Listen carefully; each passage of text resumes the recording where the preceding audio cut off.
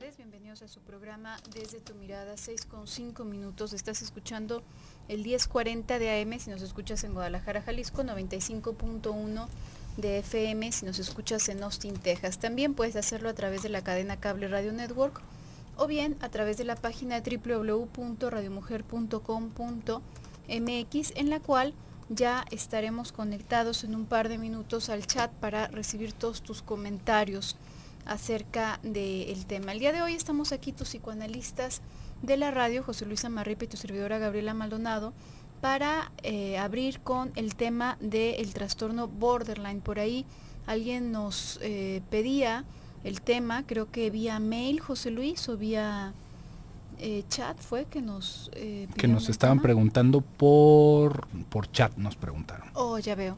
Bueno, pues siempre que tengas alguna duda, alguna sugerencia también para temas que quieras que revisemos algo más a profundidad, todo lo que nos vas aportando lo tenemos en cuenta.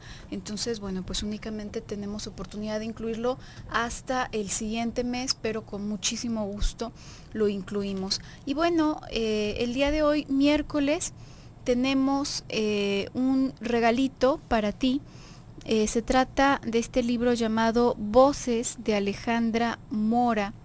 Si tú quieres participar por este libro, puedes comunicarte a través de los teléfonos en cabina 31 22 11 90, 36 47 18 83, o bien a través del chat o el Twitter @desde tu mirada. Únicamente nos tienes que seguir y poner tu comentario. Y bueno, por cualquiera de los medios responder a la pregunta del día de hoy. ¿Qué será bueno, José Luis, para poner como pregunta? Porque no es un tema muy común que digamos. Sería bueno conocer, para poder soltar una pregunta hacia el aire, ¿no? Sería bueno conocer cuál es la idea que tienen las personas, ¿no? Porque hay como esta idea generalizada de lo que es el trastorno obsesivo compulsivo, ¿no? O de lo que es de estas nuevas enfermedades del Asperger, por ejemplo. Las personas de alguna manera van teniendo una idea. Yo creo que no estaría mal que nos compartieran a qué les suena ese trastorno borderline. Si no tienes ni idea de qué se trata, bueno, pues compártenos como de qué crees que se trata, si lo has escuchado o en qué contexto lo has escuchado en determinado momento.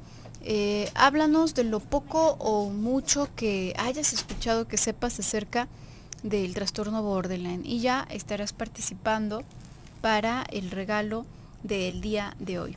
Y bueno, este trastorno de alguna u otra manera lo hemos tocado en algún momento, en algunos otros momentos. A veces el tema, el que estamos tratando, nos obliga a tocar un poquito a propósito de esto.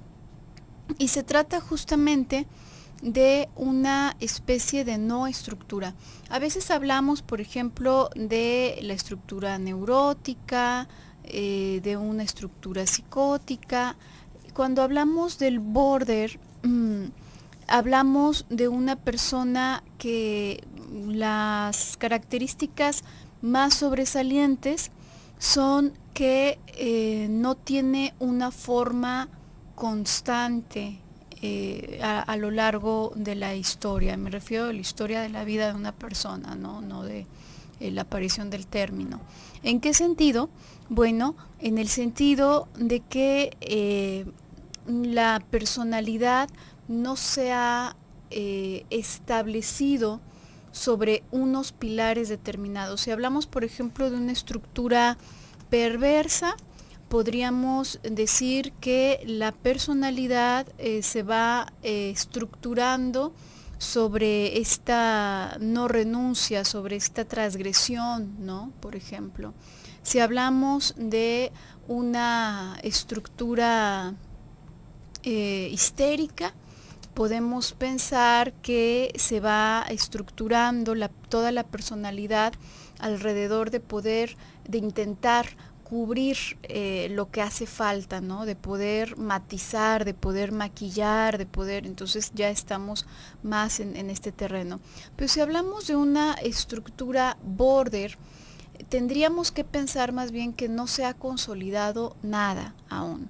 está todo como a medio cuajar, no ha terminado y por esto mismo puede ir adoptando formas camaleónicas, ¿no? Se puede presentar en distintos matices, puede aparentemente ser pues muy similar a una histeria o incluso a un cierto tipo de perversiones, pero en realidad nada más se va apegando como de una forma muy camaleónica. Lo que está más de fondo es una desestructura y es una desconexión de las distintas partes del propio yo. A veces hablamos de una desconexión en tanto al mundo real, ¿no? Está el mundo interno y el mundo externo y no parece haber una conexión. Ahí estaríamos hablando más de la psicosis.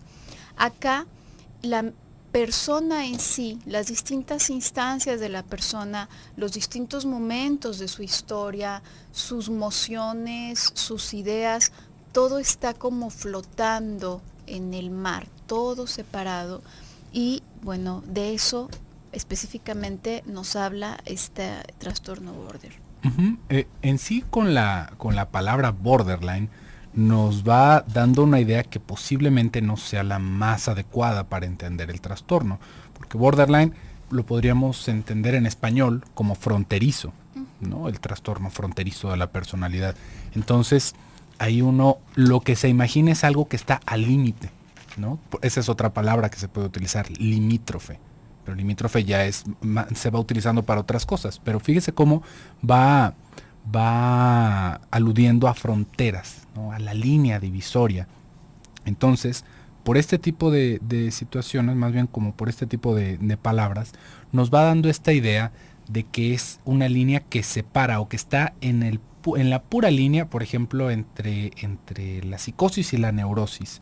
Y hay quien puede llegar a entender, o a veces hasta intentar explicarlo, como que es una revoltura entre las dos, pero no es así. Desde Blecher, por ejemplo, lo podríamos entender desde un punto muy distinto, en donde no es ni psicosis ni neurosis, sino que es un trastorno borderline. Es una estructura ambigua, es algo que viene desde los núcleos ambiguos de la personalidad. Esto es todavía previo a los estadios psicóticos de la personalidad y mucho antes de una estructura neurótica de la personalidad. Esto le va dando una idea muy distinta a lo que tal vez se puede entender comúnmente. ¿Por qué? Porque no quiere decir que sea entre una y otra, sino que es una patología, digamos, con sus propias raíces, y que podríamos entenderla más que quererla meter en este saco donde echamos todas las cosas, porque luego también se hace ese tipo de clasificaciones, y este tipo de clasificaciones las vamos a escuchar más en un ambiente psiquiátrico, ¿no? Es que es un trastorno borderline de la personalidad, y en trastorno borderline puede entrar lo que también se puede entender como una personalidad múltiple, como un trastorno bipolar, como un montón de cosas, hasta por ejemplo estructuras de pacientes con adicción también van entrando en esto desde la psiquiatría. Entonces es como, bueno, es que si no es ni una ni otra, vamos poniendo que es borderline, ¿sí ve? Es una clasificación muy distinta. No estamos hablando, porque evidentemente que los psiquiatras tienen su propia clasificación en donde pueden mencionar que tales o cuales comportamientos entran en su manual de diagnóstico, y eso es borderline. Lo que le estamos presentando aquí, lo que le vamos a presentar en estos días que vamos a hablar de este trastorno, es la concepción psicoanalítica del trastorno borderline, en cómo no es nada más como le digo, esa enfermedad, esa patología en donde podría ser cualquier cosa, ¿no? Porque luego también se va aprovechando, digamos, las peculiaridades de la enfermedad, como esta desintegración que tú ibas mencionando, Gaby, que imagínese como si fuera una gelatina que no cuajó, una gelatina de frutas que no cuajó, entonces están flotando por allá las uvas, las manzanitas, lo que sea, y simplemente podría ser cualquier cosa. Pero en el trastorno borderline, justamente esa peculiaridad es lo que está generando la enfermedad y el sufrimiento, y un sufrimiento también bastante peculiar. Vamos a ir a un pequeño bloque comercial, quédese con nosotros, le recuerdo los teléfonos 31 22 11 90, 36 47 18 83, para Austin, Texas 512 215 4909. Vamos a ir a un pequeño bloque comercial y regresamos. regresamos a tu programa Desde tu Mirada, 6:19. Estamos hablando el día de hoy acerca del trastorno borderline y recuerda, estamos obsequiando un libro de Alejandra Mora llamado Voces. Si quieres participar por este obsequio, únicamente debes de comunicarte y a través de cualquiera de nuestras vías y responder a la pregunta del día de hoy. ¿Qué entiendes por trastorno borderline? Si no entiendes nada, puedes decirnos cómo te imaginas esto, ¿no? Tú ibas hablando antes del corte, José Luis, de esta idea del fronterizo y que bueno, a veces ahí se clasifica todo lo que no se puede entender, ¿no? Todo lo que tiene algunas características neuróticas, otras psicóticas, y en sí el término inicialmente se acuñó de esa manera, ¿no? Como este límite entre la neurosis y la psicosis, ¿no? Como una persona que se estaría moviendo entre estas dos patologías. Pero bueno, luego muchos otros teóricos, Green hace un estudio muy a fondo acerca de este tipo de pacientes y pues esclarece muchísimas cosas, ¿no? Blecher también va a ahondar sobre este tema y bueno, pues nos damos cuenta que se trata de una estructura mucho más compleja como para decir que nada más está ahí ni uno ni otro, ¿no? Entre que uno y entre que otro, definitivamente no. Sin embargo, bueno, pues el término permanece, ¿no? El nombre en sí mismo permanece como trastorno fronterizo. Green hablaba de una psicosis blanca también, pero se refería a esto mismo. ¿Por qué blanco? Justamente esta suerte de vacío, de nada, es lo que distingue a este tipo de estructuras. Normalmente, cuando explicamos, por ejemplo, a propósito de la neurosis, decimos, bueno, es que en la neurosis hay un conflicto interno en la persona. Hay dos instancias de su propio aparato psíquico que están en conflicto, ¿no? Hay un deseo, al mismo tiempo que esta persona tiene un deseo, otra instancia de su propia psique le dice que ese deseo es inapropiado, es incorrecto, es malo, y entonces para solucionar este conflicto se genera un síntoma. Para solucionar fallidamente, por supuesto, este conflicto, se genera un síntoma y es así como se va estructurando la enfermedad. Decimos, en la psicosis hay un conflicto entre la persona y un elemento del mundo externo. Entonces el procedimiento es distinto, ¿no? Se arranca ese pedazo de la realidad y se le parcha alguna otra cosa al mundo externo. Pero en la cuestión borderline no hay conflicto. Eso es lo curioso. No existe el conflicto. La persona tiene un psiquismo totalmente sin opuestos, sin ningún tipo de congruencia. ¿En qué sentido? Todos nosotros decimos, normalmente hablamos del inconsciente y bueno, todos decimos, sí sé lo que es el inconsciente. En el inconsciente las reglas son absolutamente distintas de lo que nosotros conocemos conscientemente. Conscientemente yo puedo hablar de ayer y puedo hablar de hoy. Existe una temporalidad, por ejemplo, en el mundo consciente.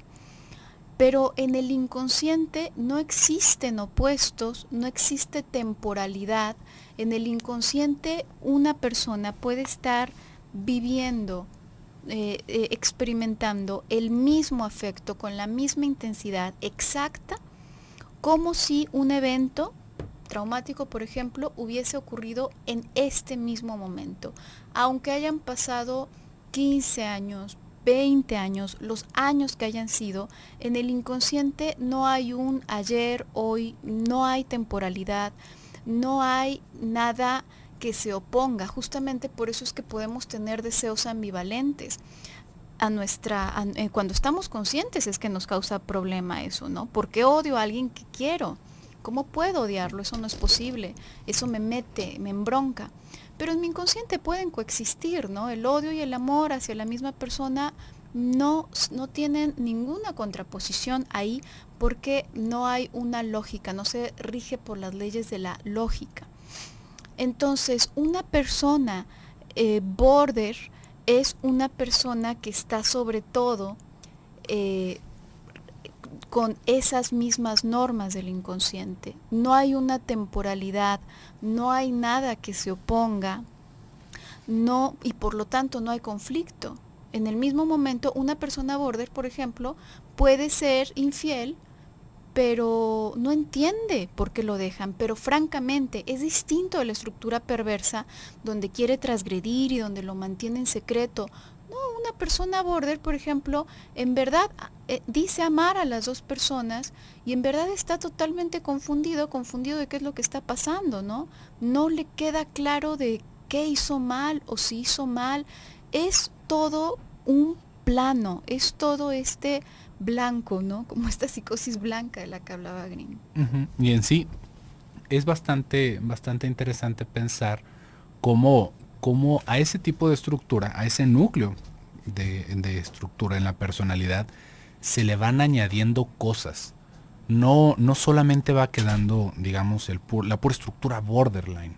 Y esto es algo bastante importante para pensar, porque nos vamos dando esta idea de que si no es exactamente igual que como suena en el libro, o que no es exactamente igual que como suena cuando lo estamos escuchando en la radio, no es borderline.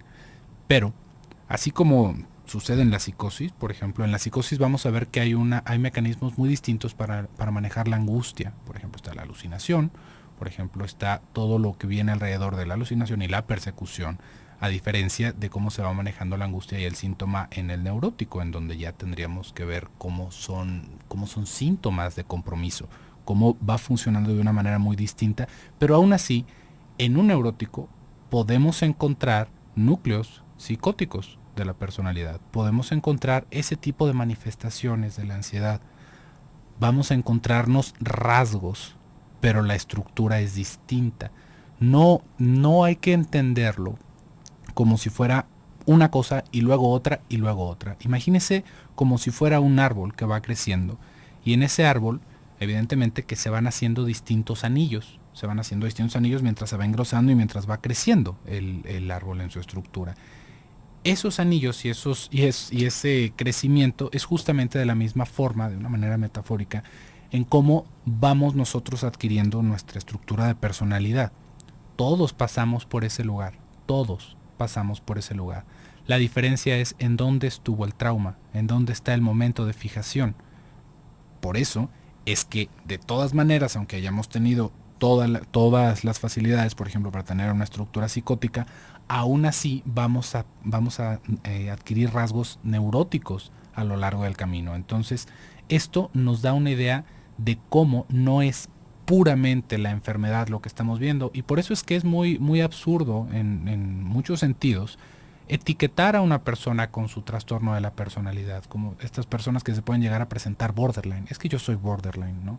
Fíjese cómo ya ahí cerramos cualquier alternativa de todo lo que pudo haber sucedido en la vida de esa persona y lo que está por suceder, ¿no? Porque pues yo soy borderline, ¿no? Es como decir soy diabético. Pues soy diabético, pues no se me va a quitar lo diabético nunca, ¿no? Y no porque haya una expectativa de cura o no, sino porque de ahí parto, ¿no? Ya de ahí voy entendiendo y explicando todos mis síntomas y mi personalidad, sin darnos cuenta de que tal vez hay un núcleo en lo borderline, hay un núcleo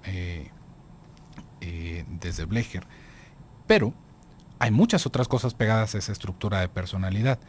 Y ahí es en donde nos puede aparte también engañar cómo hay ciertas personas que se ven muy, digamos, como muy saludables en ciertos aspectos, pensando en un trastorno borderline, porque es más bien un falso self, que era lo que en algún momento platicábamos desde Winnicott y que desde Blecher se retoma.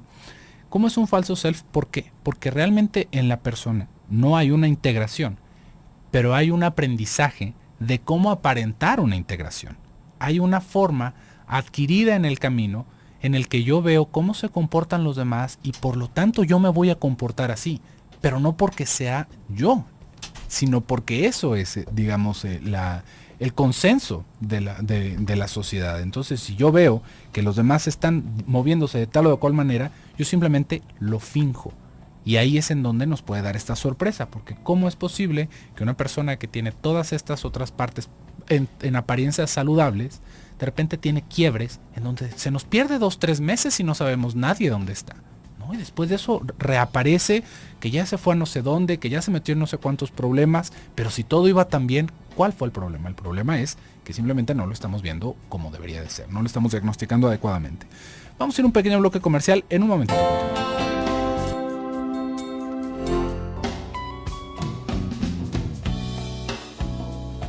Regresamos a tu programa Desde tu Mirada, 6:34. Estamos hablando el día de hoy a propósito del trastorno borderline. Antes de continuar, te recuerdo que ya se aproxima cada vez más el evento de Mujer Bonita, un ciclo de talleres con los expertos en belleza, moda, cosmética, etiqueta y superación personal. Se estarán presentando Ceci Chalita, Tania Romero, Irma de Zúñiga, Mónica Ramírez, Alberto Rivera junto con Nelson Gómez y Blanca Mercado. Además, habrá pasarela de moda y grandes promociones con servicios y productos para tu belleza y cuidado personal. Este evento te lo ofrece Radio Mujer, tiene lugar el día 18, sábado 18 de octubre, a partir de las 9 de la mañana. Puedes asistir, la entrada es totalmente libre. Y bueno, pues ya tienes para que vayas tomando tu tiempo y vayas apartando tu día. También te recuerdo, el día de hoy estamos obsequiando este libro llamado Voces, de Alejandra Mora, que Parece que habla con fantasmas la mujer, o habló con fantasmas. Sí, de hecho. Una cosa de ciencia ficción. No, lamentablemente no. Fíjate que ya leyendo la parte interna, ya en algún otro momento también me quedé con esta idea, ¿no? Dije, ¿será esto ciencia ficción? Bueno, pues es una tipo de lectura.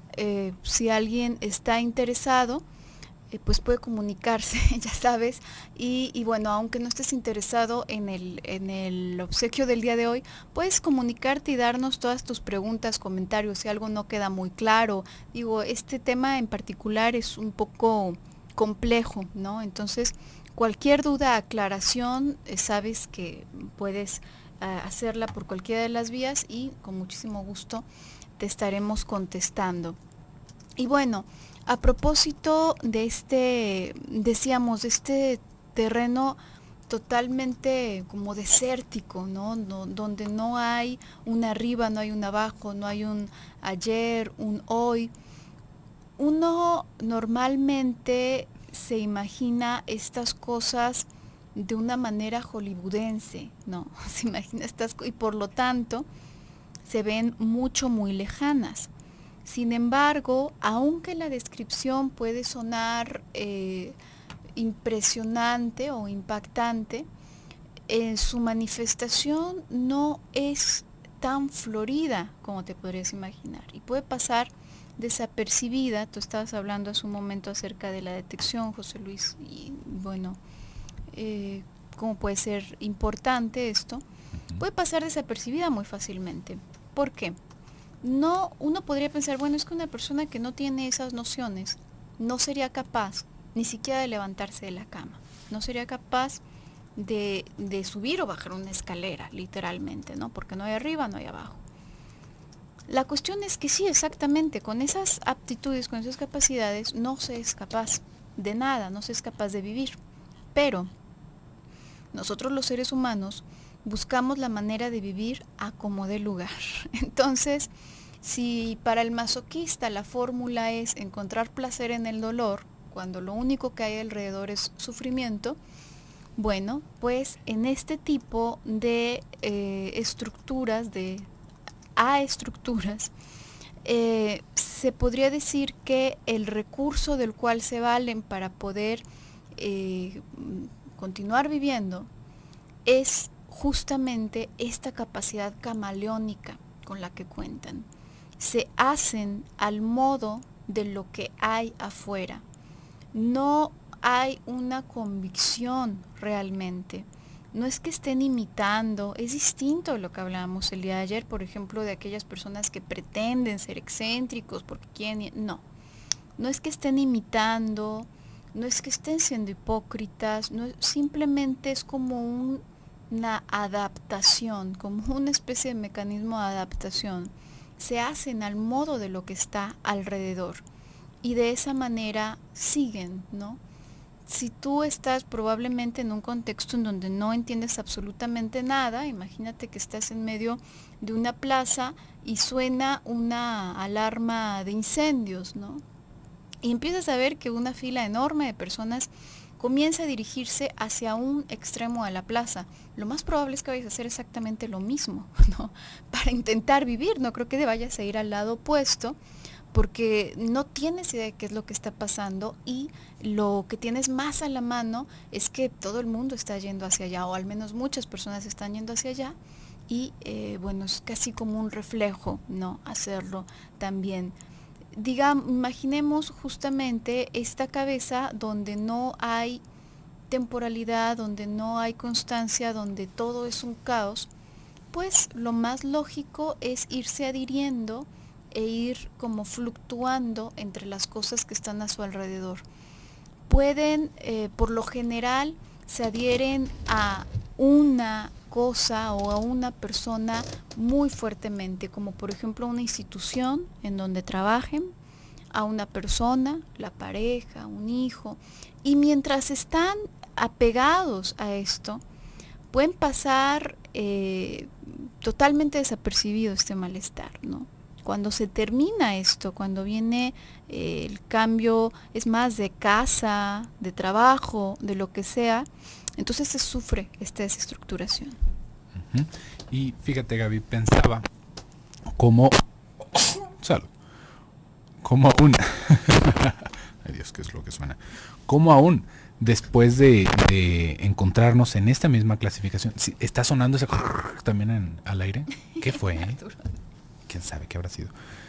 Le estaba diciendo, se me fue un poco el avión. Le estaba diciendo que aún después de haber hecho esta clasificación alrededor de lo borderline, como tú dices, Gaby, son mis audífonos, me parece. A ver, me está troleando esto. ¿Qué es lo que está pasando? A ver, ya, mejor, un poco mejor. Ay, disculpe, tenemos algunos problemas técnicos. Le decía, aún con todo y esta clasificación en lo borderline, vamos a encontrarnos diferencias dentro de la propia estructura. Nos vamos a encontrar maneras distintas en las que estas personas lo pueden ir manejando. Una de estas, por ejemplo, que tú ya ahorita la mencionaste, Gaby, que no vamos relacionando por lo general con un asunto borderline, es cómo está toda esta adherencia a una estructura en específico. Cuando vemos que alguien se va guiando digamos como por una estructura de reglas, y es que esto es lo que sí se debe, esto es lo que no se debe, pensemos en la milicia o pensemos en alguna orden religiosa, como que lo primero que nos viene a la cabeza es un trastorno obsesivo compulsivo. Decimos, bueno, es una manera de mantener bajo control el exterior. Pero no es del todo lo más acercado. Estaríamos tal vez más cercanos a la realidad si nos damos cuenta de este falso self que le estaba comentando en el bloque anterior, en donde yo me hago igualito a las personas o a la estructura a la que me estoy añadiendo. No hay ni siquiera un cuestionamiento. Y esto es algo bastante importante. Como no hay un conflicto entre estas instancias que estamos viendo, por ejemplo, en un neurótico, no hay una verdadera convicción de lo que se está haciendo. Simplemente es porque así debe de ser. Cuando escuchamos es que así debe de ser, estamos escuchando esa falta de conflicto. ¿Sí ve? En una estructura neurótica nos vamos a encontrar principalmente con la duda. Oye, pero así dicen, pero ¿sí será? ¿Sí será o lo estaré haciendo bien? Y luego viene la confirmación. Bueno, es que si me están diciendo así las figuras de autoridad, seguramente es así. Pero siempre está esta duda que mata. Siempre está el sí será, no será, por qué será, realmente lo estaré haciendo bien, por qué lo estoy haciendo. Y en esta otra parte de la estructura de borderline nos vamos a encontrar con que no hay lugar a duda. Así es esta certeza que también podemos encontrar en la psicosis, pero que no es tanto la certeza psicótica de la propia experiencia de la alucinación. ¿Qué quiere decir esto? Si yo estoy viendo que me están hablando los ángeles, ¿quién me va a decir que no es cierto? Esta es la verdad. esta es la subjetividad en la que yo estoy y eso es lo real. Esto es lo que yo estoy viviendo, no hay lugar a duda, no hay que si es, que si no es. Pero en lo border nos vamos a encontrar con que simplemente así es porque así se dice. ¿Sí ve? No, si me dicen que es una cosa distinta, bueno, pues entonces por ese lado va. Todavía en la parte psicótica de la personalidad vamos a encontrar este pleito, ¿no? Porque ¿quién dice que es así? ¿No? ¿Por qué tendría que ser así si yo lo estoy experimentando distinto? ¿No? Y todo este conflicto alrededor del temor, del terror de sentirse enloquecer. ¿Sí ve? Ahí es en donde se contrapuntean estas dos partes de la personalidad y de la realidad y empezamos a luchar contra ellas. Y en lo border no. En lo border así es en este momento y así es. Por lo mismo, nos vamos a encontrar, así como estas personas que se añaden a las instituciones, nos vamos a encontrar con personas que no se añaden a nada, que simplemente van, digamos, como navegando a donde los lleve el viento. Y si hay drogas, pues hay que consumir drogas. Si no hay drogas, pues no hay que consumir drogas. Si hay religión, hay que adoctrinarse. Si no hay religión, pues entonces no hay ningún problema. Da lo mismo. Cualquier cosa da lo mismo. Y esto también va a tener su peculiaridad alrededor de la vida amorosa de estas personas. Vamos a ir a un pequeño bloque comercial y en un momento continuamos.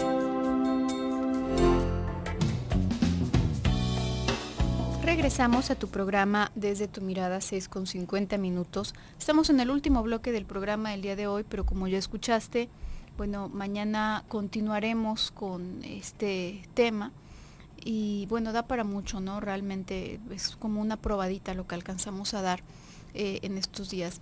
Y retomando esta cuestión a propósito de las certeza psicótica, por ejemplo, en contraste con lo que ocurre aquí en la cuestión borderline.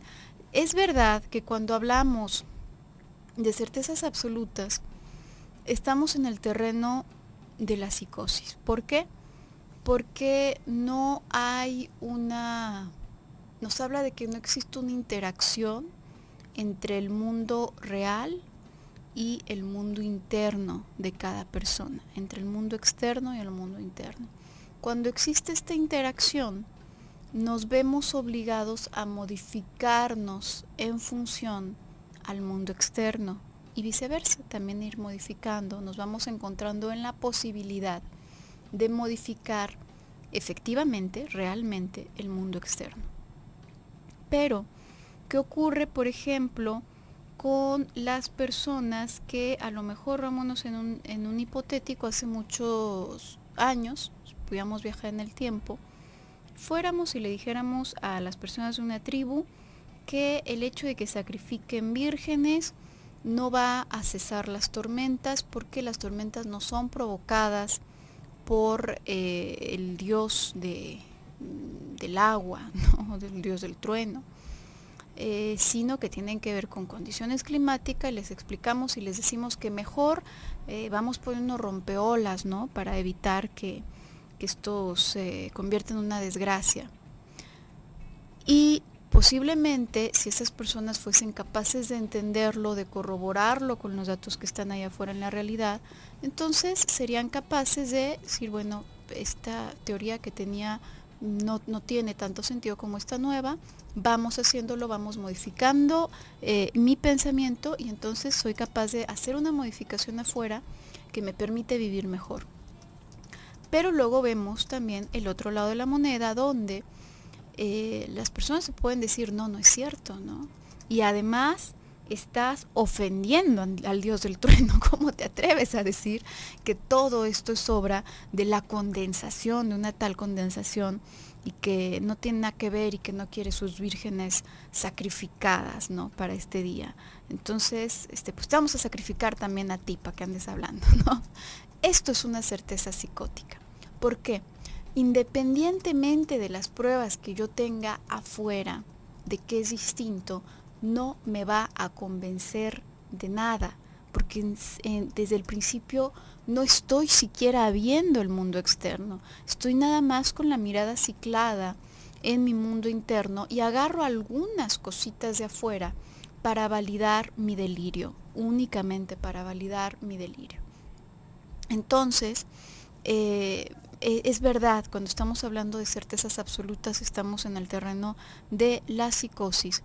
Sin embargo, para poder existir nosotros para poder mantener cierta cohesión en nuestro ser y cierta cordura, necesitamos al menos algunas certezas básicas, al menos alguna. No que vivamos entre certezas absolutas, pero necesitamos esas certezas básicas que nos dan ciertos puntos de referencia o que nos dan cierta constancia.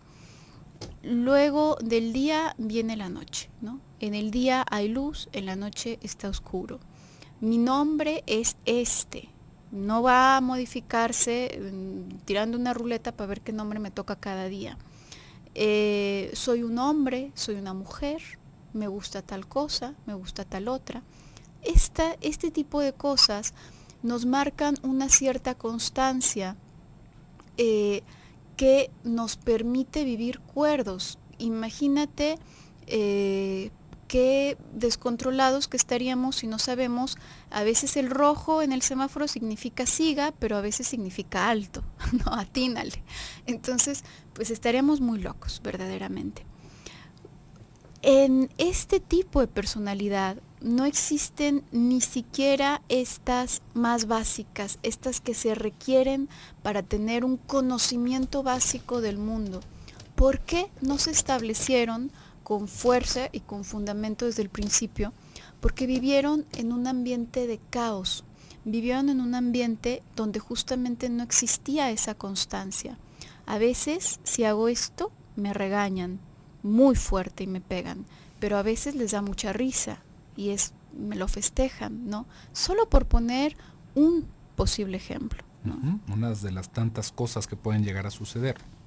Y creo que también nos podríamos dar cuenta de cómo va funcionando esto en la vida cotidiana, ¿no? Porque si lo podríamos hablar y hacer una descripción de cada digamos, característica a manera de clase de psicopatología, pero no creo que fuera muy fructífero para el enfoque del programa.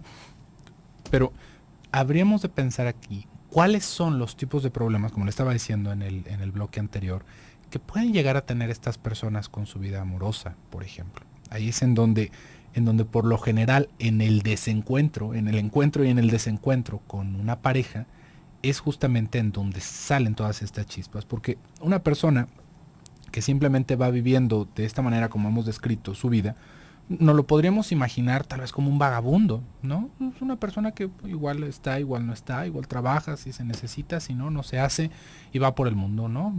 Sin mayor conflicto y sin mayor apego a nada.